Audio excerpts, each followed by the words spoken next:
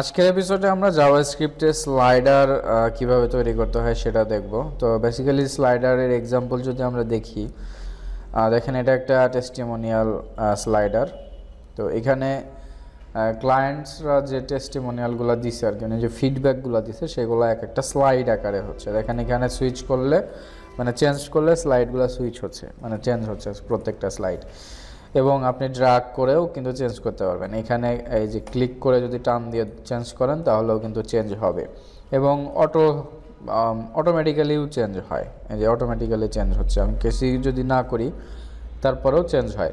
তো এই যে ফাংশনালিটিগুলো, তো এগুলো যদি আমরা ম্যানুয়ালি করতে যাই, সাপোজ ধরেন আমরা আমাদের জাভাস্ক্রিপ্টে যে জিনিসগুলো লিখি অ্যাজ ইউজুয়াল, তো এগুলা তো খুবই সিম্পল। এখন ব্যাপারটা হচ্ছে যে এরকম স্লাইডার যদি আমরা বানাইতে চাই, যে এখানে যে ড্র্যাগ করলে চেঞ্জ হবে, ক্লিক করলে চেঞ্জ হবে, অটোমেটিক চেঞ্জ হবে, স্লাইড ধরেন এইখানে তো আছে একটা, আবার এখানে দেখেন কতগুলা, এইখানেও একটাই স্লাইড আছে। এরপরে কোনো কোনো প্রজেক্টসে যে দেখবেন যে আইটেম থাকে দুইটা তিনটা করে, হ্যাঁ, একসাথে স্লাইড হচ্ছে, মানে দুইটা তিনটা করে আইটেম থাকে। এই যে দেখেন এখানে অনেকগুলো আইটেম দেখা যাচ্ছে, যদিও এটা সুইপার দিয়েই করা যাবে, মানে জাভাস্ক্রিপ্ট দিয়েই করা যাবে এটা, হ্যাঁ। তো এই যে ব্যাপারগুলো হয়, এই জিনিসগুলো আমরা আসলে কি করব, জাভাস্ক্রিপ্ট দিয়ে যদি আমরা ম্যানুয়ালি করতে যাই, এই যে এরকম, হ্যাঁ, তাহলে কি হবে, অনেক কোড লিখতে হবে আসলে বেসিক্যালি। তো হিউজ পরিমাণ কোড লিখতে হবে এই জায়গাগুলোতে। তো এখন এগুলোর সলিউশন হিসাবে কিন্তু থাকে আমাদের অলরেডি, ওকে, এগুলোর সলিউশন হিসাবে অলরেডি কিছু প্যাকেজ বানানো থাকে জাভাস্ক্রিপ্টে, যেগুলো আমাদের জাস্ট ইউজ করতে হবে কিছু কমান্ড ফলো করে। তো যেরকম ধরেন জাভাস্ক্রিপ্টের এরকম একটা প্যাকেজ যদি আমি বলি, সেরকম হচ্ছে সুইপার স্লাইডার। তো সুইপার স্লাইডার লিখে যদি আপনি সার্চ করেন, বা জাভাস্ক্রিপ্ট স্লাইডার লিখে যদি আপনি সার্চ করেন জাভাস্ক্রিপ্ট স্লাইডার, তাহলে এখানে অনেক ধরনের সলিউশন চলে আসবে। এবং আমাদের এই জায়গায় দেখেন sweeper slider, the most modern mobile touch slider. তো এটা হচ্ছে একটা প্যাকেজ স্লাইডার বানানোর জন্য। আপনি আপনার ওয়েবসাইটে যত ধরনের স্লাইডার বানাইতে চান না কেন, এই সুইপার দিয়ে কিন্তু ইজিলি সেটা করে ফেলা যাবে। এখন ব্যাপারটা হচ্ছে যে এই সুইপার এখানে স্লাইডার বানানো আছে, আমরা জাস্ট এটাকে কি করব, আমাদের ওয়েবসাইটে ইন্টিগ্রেট করব বুটস্ট্র্যাপের মতো। মানে বুটস্ট্র্যাপ যেরকম আমরা ইমপ্লিমেন্ট করছি আমাদের ওয়েবসাইটে, ঠিক এক্স্যাক্টলি এই সুইপার কিছু কোড লিখে দিছে আমাদের অলরেডি। তো ওইটা আমরা আমাদের ওয়েবসাইটে অ্যাড করে দেব, দিয়ে জাস্ট ওদের যেরকম স্লাইডার যেগুলো বানানো আছে ওগুলো আমরা ইউজ করতে পারবো, এবং সিএসএস জাভাস্ক্রিপ্ট দিয়ে অনেক কিছু চেঞ্জ করা যাবে, এরকম অপশনগুলো দিয়ে রাখছে। তো দেখেন এখানে জাভাস্ক্রিপ্টেও আছে, রিঅ্যাক্টও আছে, ভিউ আছে, অনেক ধরনের ফ্রেমওয়ার্কের সাথে এরা কম্পিটিবল। তো আমরা জাভাস্ক্রিপ্টের জন্য ইউজ করব। তো এখন এখানে যদি আমরা এই যে ডক্সের ভিতরে যাই এবং গেট স্টার্টেডে যাই, তাহলে আমরা দেখতে পাবো যে আসলে কিভাবে শুরু করতে হয় এবং কিভাবে কি করতে হয়। তো এখানে টোটাল একটা গাইডলাইন কিন্তু দেওয়া আছে। তো ফার্স্ট অফ অল আমাদের যেটা করা লাগবে সেটা হচ্ছে যে সুইপার HTML এর লেআউটটা হবে হচ্ছে এরকম করে HTML এর লেআউট বানাতে হয়, একদম বুটস্ট্র্যাপের কম্পোনেন্ট যেভাবে আমরা ইউজ করছি। এরপরে CSS এ স্টাইল এরকম লেখা লাগে। এরপর যদি আপনি উইথ হাইট এরকম চান, তো এরপরে হচ্ছে জাভাস্ক্রিপ্টের ফাইনালাইজ করতে হয় এরকম। জাভাস্ক্রিপ্টের এই যে এই কোডটা দিয়ে দিলে এই স্লাইডারটা কাজ করে যাবে। তো এই হচ্ছে ব্যাপার। তো এখন আমরা এই সুইপার জিএসটা ডাউনলোড করব। তো যদি আমরা ডাউনলোড অ্যাসেটসের ভিতরে যাই, তাহলে দেখেন ডাউনলোড অ্যাসেটসে if you want to use Swiper assets locally you can directly download them from, এই জায়গা থেকে আপনি ডাউনলোড করতে পারেন, সেটাই সে বলছে। তো এখন এইখানে আমরা আসলাম এবং এইখানে এসে আমরা এটাকে ডাউনলোড করব। ওকে, সুইপার ডাউনলোড করে আমাদের ওয়েবসাইটে ইউজ করার জন্য আমরা ডাউনলোড অ্যাসেটসের ভিতরে যখন আমরা এই যে এই ইউআরএলটা চলে আসব, তো এইখানে আসলে আমরা সুইপার ডাউনলোড করার একটা CDN পেয়ে যাব। দেখেন এই জায়গায়, তো ইম্পোর্ট সুইপার ফ্রম এটা লিখলে হচ্ছে, এটা হচ্ছে NPM এর জন্য। আমাদের এই সিস্টেমটা আমরা এখনও পর্যন্ত শিখি নাই। তো সেক্ষেত্রে এই যে টাইপে যখন আসবেন আপনি এটা কি করবেন, ডিফল্টে দিবেন, হ্যাঁ, তো ডিফল্টে দেওয়ার পরে এটা দেখেন, এটা একটা ইউআরএল দেওয়া আছে হচ্ছে জেএস এর, এবং এখানে একটা ইউআরএল দেওয়া আছে হচ্ছে সিএসএস এর। তো আপনি যেটা করবেন সেটা হচ্ছে যে কপি ইউআরএল, এই জেএস এর ইউআরএলটা কপি করবেন, কপি করে এখানে ব্রাউজারে পেস্ট করে দিলে দেখবেন যে এটা হচ্ছে কোড, সুইপারের জাভাস্ক্রিপ্ট।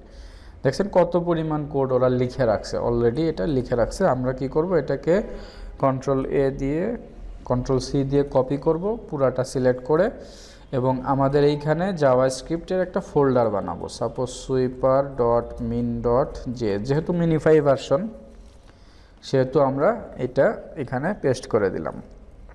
আর মিনিফাই মানে হচ্ছে সংক্ষেপ করা, মানে যত ইয়া আছে এই সবগুলো লাইনকে একটা লাইনে নিয়ে আসা, এটাই হলো মিনিফাই করা আর কি।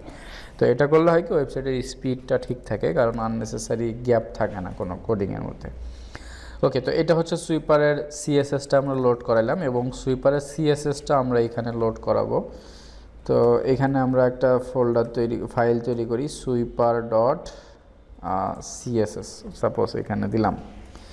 তো এখন এই জায়গায় এসে আমাদের ডিফল্টে দেখেন এই যে bundle dot main dot CSS আছে, তো এটা আমরা কপি করলাম, কপি করে এই জায়গায়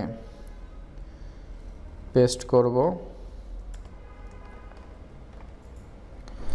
ওকে, এই যে কপি ইউআরএলটা দিতে হবে, কপি ইউআরএলটা দিয়ে আমরা